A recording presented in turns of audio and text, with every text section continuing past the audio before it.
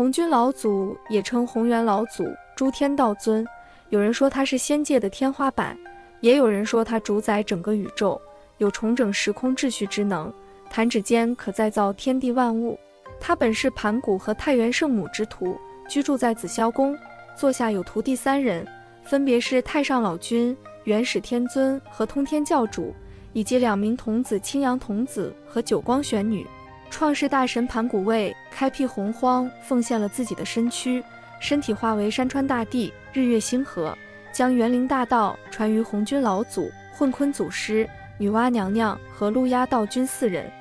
4个人当中，唯有红军和女娲悟得天道，成为宇宙的主宰者。西汉四子讲德论中有云：夫红军之事，何物不乐？红军指的是天下太平盛世。在民间传说中，山西介休、辽宁本溪等部分地区有很多红军老祖的传说和遗迹。在明代小说《封神演义》中，红军老祖只出现过1次，因为地位身份太高，几乎没有参与封神大战具体事宜，但整个封神计划都是他和女娲娘娘一手策划，交于元始天尊实施。可以看出，红军门下势力遍布3界9州，如首阳山八景宫的太上老君、昆仑山玉虚宫的元始天尊、蓬莱岛碧游宫的通天教主、灵鹫山圆觉洞的燃灯道人等等300多座仙家名山，统统都在红军老祖的掌控之内。座下门人更是数不胜数，主要以太上老君、元始天尊和通天教主3教门人为主，横跨儒释道3家之内，占据天地人3界之地。仙苑编著中有云：大道自然，混沌之先，一气凝化，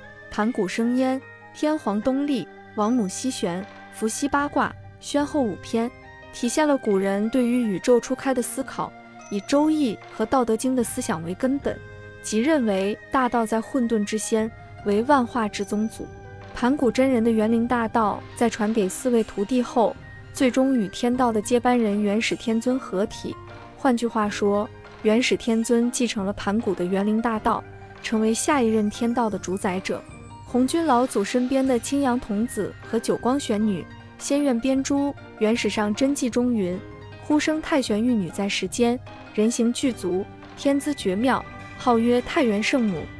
2人生前为后人留下遗物，名曰金龟玉蝶，归红军掌管。万年之后幻化为一男一女2名童子，名曰青阳童子和九光玄女。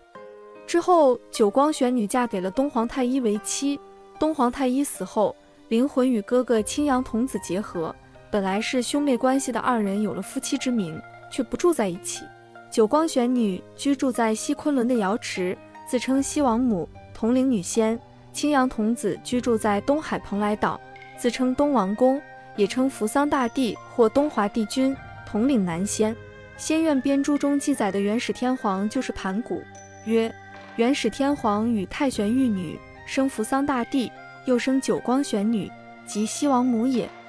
东王公主张清阳之气，西王母主阴柔之本，调泻阴阳，而品物咸亨矣。也就是说，青阳童子和九光玄女代表着阴阳两仪。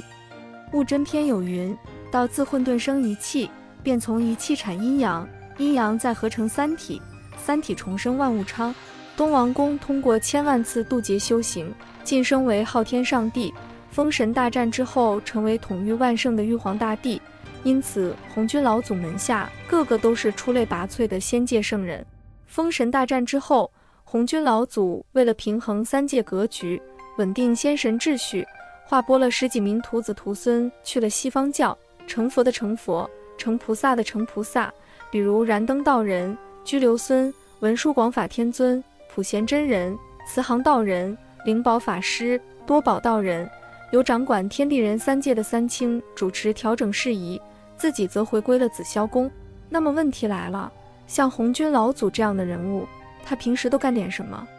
是研究先天至宝，还是琢磨宇宙3界之事，又或者是云游时空，去其他星系里喝喝茶、下下棋呢？以上就是今天的内容，喜欢请订阅、点赞、转发，感谢观看，我们下期见。